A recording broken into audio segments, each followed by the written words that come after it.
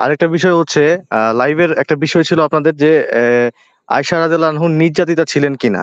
কথা হচ্ছে আমি আপনাদের ওয়েবসাইটের লেখাও পড়ি আর রেফারেন্স গুলো চেক করে দেখলাম যে এইখানে ইসলামে হচ্ছে বাল্য বিবাহ হচ্ছে বৈধ, এটা অস্বীকার করার কিছু নাই। নসরুল বাড়ি রেফারেন্স, এছাড়া হচ্ছে সৌদি গভর্নমেন্টের একটা ওয়েবসাইটের রেফারেন্স আপনি দিছেন, এটা বৈধ, এটা অস্বীকার করার কিছু নাই। অস্বীকার করলে এটা হবে হচ্ছে আহ কি বলে এটা ইসলামের যেটা আছে ওটা অস্বীকার করলে, আমি ভুলে গেছি, যাই হোক। তো কুফরি কুফরি এখন কুফরি, হ্যাঁ হ্যাঁ এটা বলতে চাচ্ছিলাম, কুফরি হবে, আচ্ছা, এটা আচ্ছা, আমার কথা ঠিক হবে না। একটা সেকেন্ড মোহাম্মদ ভাই, আপনি একটু বলেন তো যে মানে আবু বকর আয়েশার যে পিতা তার সাথে আয়েশার সম্পর্কটা কেমন ছিল একটু বলেন তো। কি সম্পর্কটা বোঝাতে চাচ্ছিলেন? মানে পিতা কন্যার যে স্বাভাবিক সম্পর্কটা থাকে ভালোবাসার, ছোট একটা মেয়ে, বাচ্চা মেয়েকে বিয়ে দিয়ে দিচ্ছে আবু বকর তার দোস্তের সাথে, তার বুড়া দোস্তের সাথে, সমবয়সী দোস্তের সাথে। এখন আবু বকরের সাথে আয়েশার সম্পর্কটা কিরকম ছিল? মানে সে কি অনেক ভালোবাসতো তো নিশ্চয়ই আয়েশাকে নাকি? অবশ্যই অবশ্যই, এটা তো স্বাভাবিক, বাবা বাবা মেয়েকে ভালোবাসবে, এটা অস্বাভাবিক তো না। এটা তো স্বাভাবিক, হ্যাঁ ঠিকই বলছেন। আমরা একটু মিজানুর রহমান আজহারীর একটা বক্তব্য একটু শুনে নিই ফাঁকে, হ্যাঁ একটু শুনেন। আল্লাহর হাবিব হ্যাঁ সাল্লাল্লাহু আলাইহি sure. ওয়াসাল্লামের সাথে আম্মা জান আয়েশার ঝগড়া হতো। মজার একটা হাদিস শুনেন, সহিহ বুখারীর হাদিস, মুসনাদ আহমদ ইবনে হাম্বল এসেছে এই হাদিসটা। আম্মা জান আয়েশার সাথে ঝগড়া, ঝগড়ার পর আম্মা জান আয়েশাও রাগ, আল্লাহ রাসূল সাল্লাল্লাহু আলাইহি ওয়াসাল্লাম রাগ। এখন রাগ মিটানোর দরকার আছে না নাই? আল্লাহ রাসূল সাল্লাল্লাহু আলাইহি ওয়াসাল্লাম বললেন, আয়েশা চলো মিটমাট করে ফেলি। সুবহানাল্লাহ করেন না? চলো মিটমাট করি। তো কারে ডাকবো মিটমাটের জন্য? ওমর রে ডাকি। আম্মা জান আয়েশা বলে, না ওমর গলিফ, ওমর খুব মেজাজ ওলা, আমার ডর লাগে। তোমার আব্বারে ডাকি? আব্বারে ডাকেন। আব্বারে ডাকেন। খুশি হয়ে গেছেন আম্মা জান আয়েশা রাদিয়াল্লাহু আনহা। আবু বকর রাদিয়াল্লাহু চলে আসলেন, দাঁড়ালেন। এবার বিষ্ণু সাল্লাল্লাহু আলাইহি ওয়াসাল্লাম বললেন, তাতাকাল্লিমিন আও আতাকাল্লাম, কি ঘটছে আমাদের মাঝে, তুমি বলবা না আমি বলবো? আম্মা জান আয়েশা বললেন, তাতাকাল্লামু আনতা ওয়ালা তাকুল ইল্লা হাক্কান, আপনিই বলেন তবে সত্য ছাড়া মিথ্যা বলেন না। আবু বকর রাদিয়াল্লাহু তাআলা শুনে রেগে গেলেন, কি এ কেমন কথা তোমার? নবীকে উদ্দেশ্য করে তুমি বলছো সত্য ছাড়া মিথ্যা বলবে না, নবী কখনো মিথ্যা বলবে নাকি? রেগে মেয়ের গায়ে মেরেছে এক চড়, চোর খেয়ে আম্মা জান আয়েশা উল্টে পড়ে গেলেন। সাইয়েদনা আবু বকর রাদিয়াল্লাহু তাআলা রেগে গড়গড় করতে লাগলেন, আবার মারার জন্য উদ্যত হলেন। আম্মা জান আয়েশা রাদিয়াল্লাহু তাআলা বাঁচার জন্য এবার বিষ্ণুর পিছনে যে আশ্রয় নিলেন। সুবহানাল্লাহ বলেন না?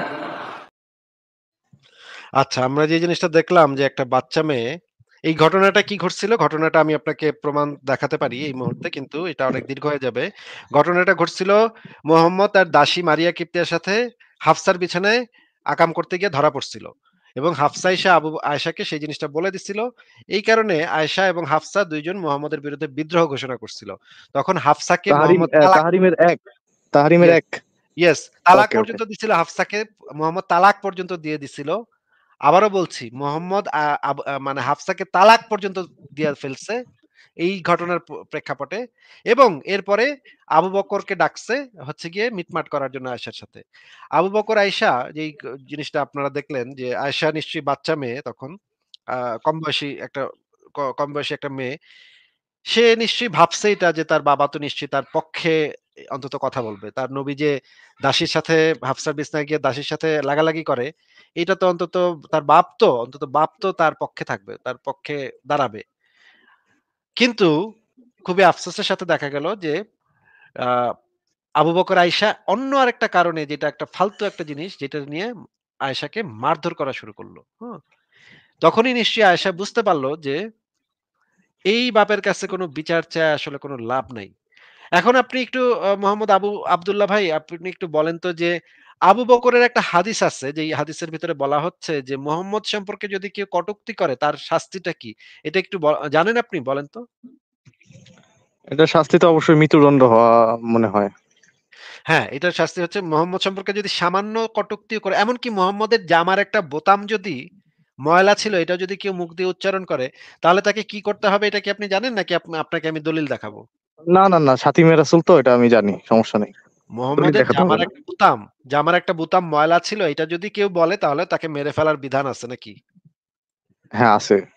তাহলে এই আয়েশা প্রতিবাদ করবে এই জিনিসটা আপনার কাছে কেন, কিভাবে মনে হচ্ছে? কোন পাগল এটা মনে করবে যে আয়েশা প্রতিবাদ করবে? কি মুহাম্মদের জীবদ্দশায় প্রতিবাদ করবে, নাকি আবু বকরের জীবদ্দশায়? নাকি ওমরের, নাকি ওসমানের, নাকি আলীর? কার জীবদ্দশাতে আয়েশা প্রতিবাদ করত বলেন তো একটু? আচ্ছা বুঝতে পারছি, আপনার পয়েন্টটা ধরতে পারছি। এই কারণেই আয়েশা রাদিয়াল্লাহু আনহু নির্যাতিত ছিল, এটা রেফারেন্স আজকে আসলে পাওয়া যায় না নাকি? যে নির্যাতিত যে ছিল সেটার রেফারেন্স অবশ্যই পাওয়া যায়, হাদিসের ভিতরে পাওয়া যায়।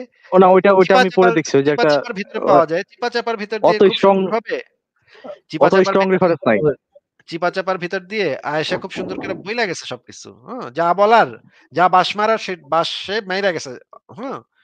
কোনো কিছু বাকি রাখে নাই। আয়েশা মোহাম্মদকে ন্যাংটা করতে একটুও বাকি রাখে নাই। আয়েশা যা বইলা গেছে এতে মোহাম্মদ এক্কারে পুরা পরিষ্কার ন্যাংটা হয়ে যায়। কিন্তু ওইখানে কোথাও আয়েশা সরাসরি বলে নাই যে মোহাম্মদ লুচ্চা ছিল বা মোহাম্মদ খারাপ ছিল, খাটাস ছিল, বুইড়া ধামড়া ছিল। এগুলা কিছুই বলে নাই। যেভাবে বলার দরকার সেভাবে বইলা গেছে। আচ্ছা, যাই হোক, আমি ওরকম পরিষ্কার কোনো রেফারেন্স পাইনি, তবে এটা সত্য যে ইসলামে বাল্য বিবাহ বৈধ, এটা মানতেই হবে।